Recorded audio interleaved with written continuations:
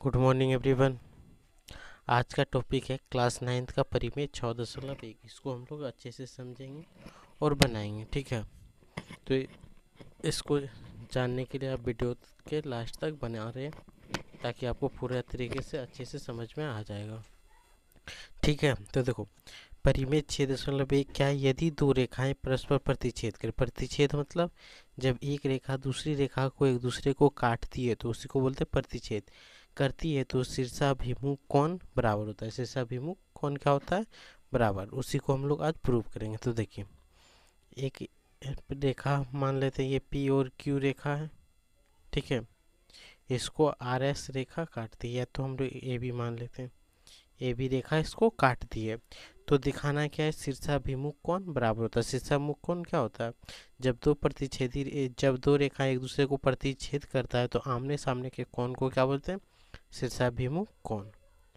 तो यहाँ आप देख सकते हो, यही हो गया शीर्षाभिमुख कोण, यानी ये दोनों कोण बराबर होगा, ये दोनों कोण बराबर होगा। तो चलिए, तो हमें यहाँ सिद्ध क्या करना है? तो लिख देंगे सिद्ध करना है। तो दो चीज़ सिद्ध करना है। एक नंबर कोण, यहाँ पे इसको हम लोग ओ मान लें। चलिए, ओ यहाँ का ओ यहाँ है, ठीक है। अब देखो, हम लोग को पहला कोण सिद्ध करना है कि ये दोनों कोण बराबर हो, यानी कि कोण पी ओ ए बराबर कोण क्या हो? B O Q.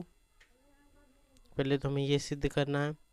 दूसरा हमें क्या सिद्ध करना है? कि कोण पी ओ बी, कोण पी ओ बी बराबर कोण ए ओ क्यू, ए ओ क्यू।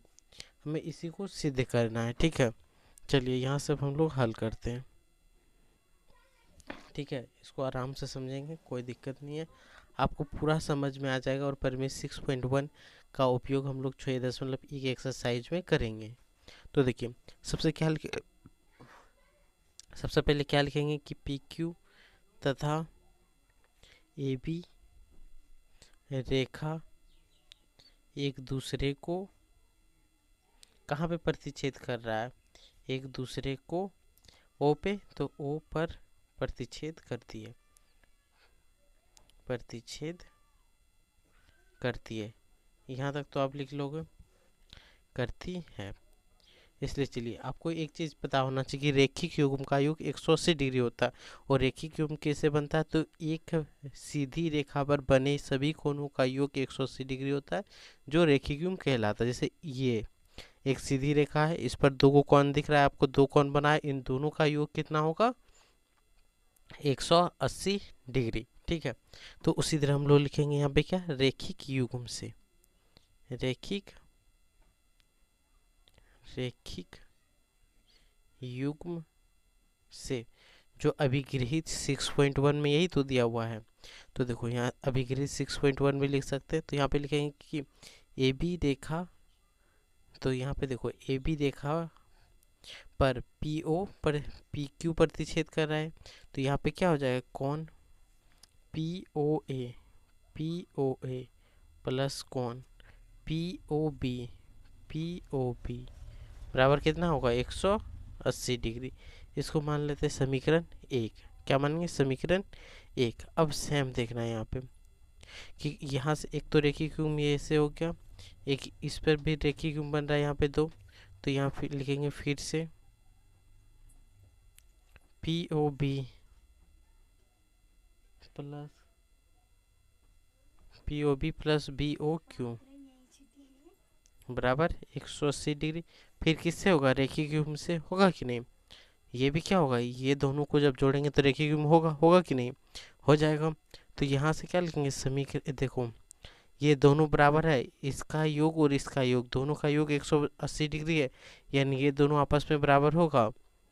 समीकरण 1 तथा 2 से क्या करेंगे? तो इधर लिख सकते हैं P O A plus P O B बराबर P O B plus B O Q, यही ना है। अब देखो, पी ओ बी मिल गया, तो यहाँ से लिख सकते हैं पी ओ ए बराबर बी ओ क्यू बराबर आ गया। ये कौन और ये कौन बराबर आ गया, तो इसको समीकरण तीन मान लेते हैं।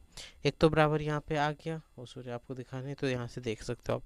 समीकरण एक और दो से क्या लिखे, समीकरण एक में क्या है, पी ओ है, देखो यहाँ पी ओ है, यहाँ पे क्या है पी ओ बी, तो वही सेम लिखे। समीकरण दो में P O B plus B O Q लिख दिए।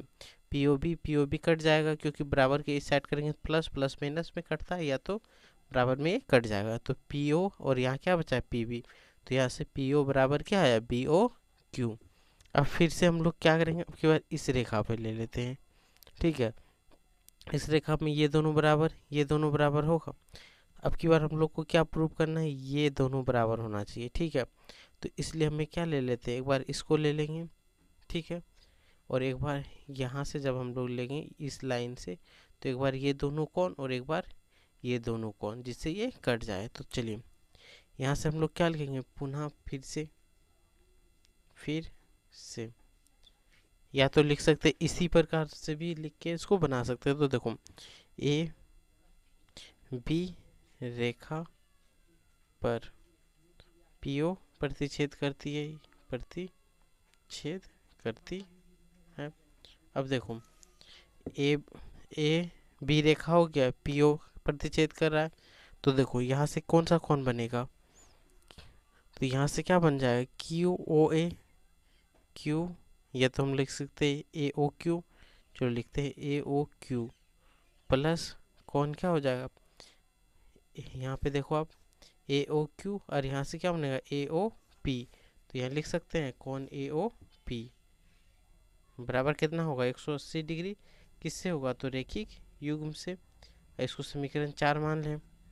अब फिर से क्या हो जाएगा, तो यहाँ से देखो A O P plus P O B, तो फिर से यहाँ पे लिख सकते हैं कि इसी प्रकार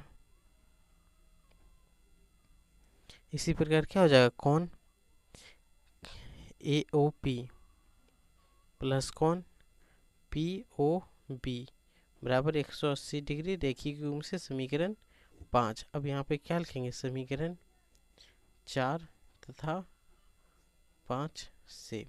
अब समीकरण 4 ये है, देख रहे हो, तो यहाँ पे लिख दे समीकरण 4 जो है A O Q plus A O P, और यहाँ पे क्या होगा बराबर समीकरण 5 क्या है A O P plus P O B, तो ए ओ पी कट गया, यहाँ पे क्या बचा ए ओ क्यू बराबर कौन पी ओ बी, ये दोनों कौन बराबर हो गया, इसको समीकरण 6 मान लें। तो यहाँ लिख सकते हैं समीकरण 3। आप देखो समीकरण 3 ये है कि नहीं, और यहाँ पे हो गया समीकरण ये 6, तो समीकरण 3 तथा 6 से क्या होगा, तो समीकरण 3 तो बोल रहा है कि पी ओ ए बराबर है बी ओ क्यू, और समीकरण 6 क्या बोल रहा है कि ए ओ क्यू बराबर है पी ओ बी, ठीक है। ये दोनों क्या हो गया बराबर, तो यही तो हमें प्रूव करना था, तो यही हो गया प्रूव। अगर ये समझ में आ गया हो तो लाइक और सब्सक्राइब जरूर करें, ताकि आपको कोई दिक्कत ना हो पाए, ठीक है।